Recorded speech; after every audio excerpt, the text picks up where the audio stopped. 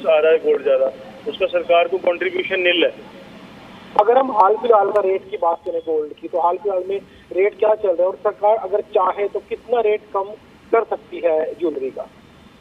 5 से 6 हजार रुपए तोले का फर्क पड़ सकता है, जो इंटरनेशनल मार्केट में और इंडिया की मार्केट में तकरीबन 5 से 6 हजार रुपए तोले का डिफरेंस है। और वो अगर इम्पोर्ट ड्यूटी कम करेंगे तो वही अपना स्मगलिंग रुक जाएगी, लोग इंडिया से खरीदेंगे सोना, इंडिया का बल्कि बाहर भी बिकेगा, एक्सपोर्ट्स कम होगी इस वजह से। तो अगर इंडिया में सोना ज्यादा लिखेगा तो टैक्स ज्यादा ही बनेगा ना सरकार। चलिए विजय, बिल्कुल व्यापारी वर्ग हैं तो व्यापारी वर्ग की अपनी कुछ मांगे हैं, उनकी कुछ उम्मीदें हैं। रोहित का रुख कर लेते हैं हिसार से। रोहित मेरे साथ जुड़े हुए हैं। रोहित, हिसार में जो लोग हैं, छोटा शहर है तो उस हिसाब देखिए तो हर वर्ग के जो लोग हैं, गृहिणियों की बात करें, छात्रों की बात करें, लोअर मिडिल क्लास है चाहे मिडिल क्लास है, ये जो व्यवसायी वर्ग हैं, सबकी अपने एक्सपेक्टेशंस होंगे निर्मला सीतारमण से कि बजट में उनके लिए कुछ ना कुछ जरूर निर्मला सीतारमण के पिटारे से निकले। बिल्कुल धर्म, अगर निर्मला सीतारमण के पिटारे की बात करी जाए तो जब ये पिटारा खुलेगा उसमें क्या कुछ निकल कर आएगा ये तो अब कल ही पता लगेगा। लेकिन अगर फिलहाल की बात करी जाए, मसलन बजट में क्या क्या रियायतें दी जानी चाहिए, इसको लेकर कहीं ना कहीं हर वर्ग कुछ ना कुछ सोचता है। मेरे साथ कुछ अलग अलग वर्ग के व्यापारी जो है वो जुड़े हैं। इनमें इलेक्ट्रॉनिक संबंधित भी व्यापारी हैं, साथ ही साथ अगर प्रॉपर्टी से संबंधित व्यापारियों की बात करी जाए वो भी हैं। तो अलग अलग वर्ग के व्यापारी हैं, इन्हीं की जुबानी सुन लेते हैं। आप बताइए जनाब, क्या नाम है जी आपका, क्या काम करते हैं वैसे आप? मैं संजय कुमार डालमिया, हरियाणा व्यापार मंडल जिला अध्यक्ष हिसार से हूं। और मैं माननीय प्रधानमंत्री श्री मोदी जी और केंद्रीय मंत्री श्रीमती रमन जी से मैं निवेदन करता हूं कि व्यापारियों के लिए कम से कम जो स्लैब है उसको थोड़ा बढ़ाया जाए। और जो व्यापारी, जो उत्तर प्रदेश में जो जीएसटी के व्यापारी हैं, उनको 10 लाख पे दुर्घटना का बीमा मिलता है, वो हरियाणा में भी लागू किया जाए।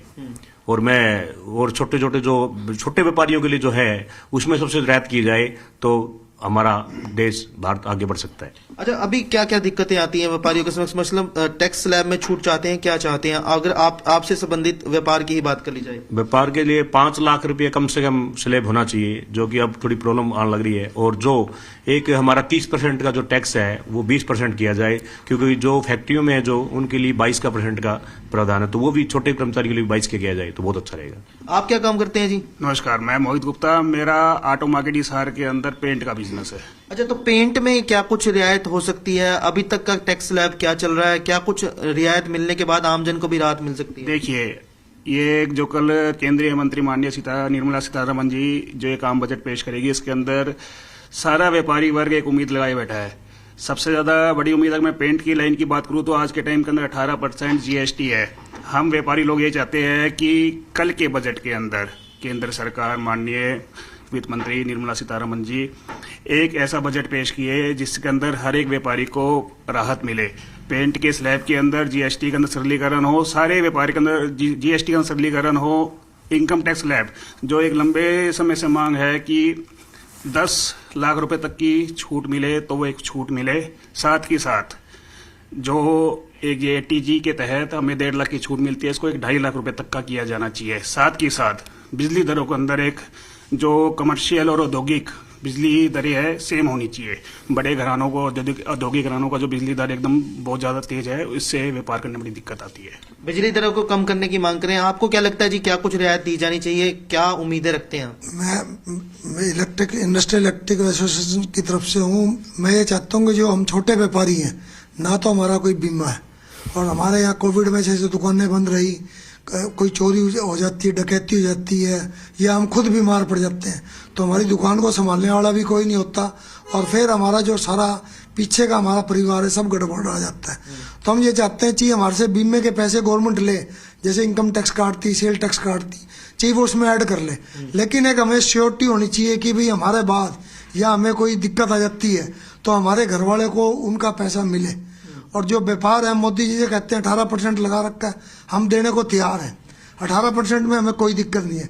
लेकिन जो बड़े व्यापारी है, कोई है, अब हम 18% में माल बेचते हैं तो कई लोग क्या कहते हैं कि 18% नहीं देंगे, तो उसकी भी हमें दिक्कत आती है। तो गवर्नमेंट की कोई एक ऐसी पॉलिसी होनी चाहिए कि हर आदमी चाहिए वो सामान ले, उसका बिल का 18% लगे। जब हम लगाते 18% हैं तो लोग क्या करते हैं, बोला भाई वो 2% लेवे तो 18 लेवे, तेरे से नहीं लेंगे। तो हम छोटे व्यापारी इसमें ही पिस जाते हैं। ठीक है, तो ये एक तरह से बीमा पॉलिसी की बात करें। आप बताइए जी, आपको क्या लगता है, क्या कुछ उम्मीदें हैं बजट से? मैं सत्यपाल अग्रवाल, सजग एनजीओ का प्रधान हूं मैं। और बताइए आप ये बजट से क्या उम्मीदें रखते हैं? जी, मैं मेरा बारे में जानकारी दे दूं कि मैं सत्यपाल अग्रवाल और प्रोफेशनल आर्किटेक्ट और डिजाइनिंग का काम करता हूं। मैं उम्मीद ये रखता हूं कि आज भारत देश जो है खुशहाली के स्तर पर बहुत पीछे है। पूरे विश्व में 135वां नंबर आता है। तो इस बजट में खुशहाली को लेकर के, यानी कि स्वास्थ्य मानसिकता पर, मानसिक स्वास्थ्य पर इतना बड़ा बजट बनाया जाए कि हमारी खुशहाली का स्तर बढ़े। और दूसरा, मैं चाहता हूं कि जो स्लैब अभी 5 लाख रुपए तक का आयकर में छूट है, वो 2.5 लाख तक तो पूरी तरह कर मुक्त है, लेकिन 2.5 लाख को 5 लाख को प्राप्त करने के लिए कुछ कटौतियां दिखानी पड़ती हैं, शो करनी पड़ती हैं। अब मैं चाहता हूं कि 5 लाख तक की कर जो आय है वो कर मुक्त, पूर्ण कर मुक्त हो, ताकि लोगों को कटौतियां और जो आयकर से छूट खर्चे वो ना दिखाने पड़े। दूसरा, जैसे अमेरिका की तरह भारत में भी सामाजिक सुरक्षा की गारंटी होनी चाहिए।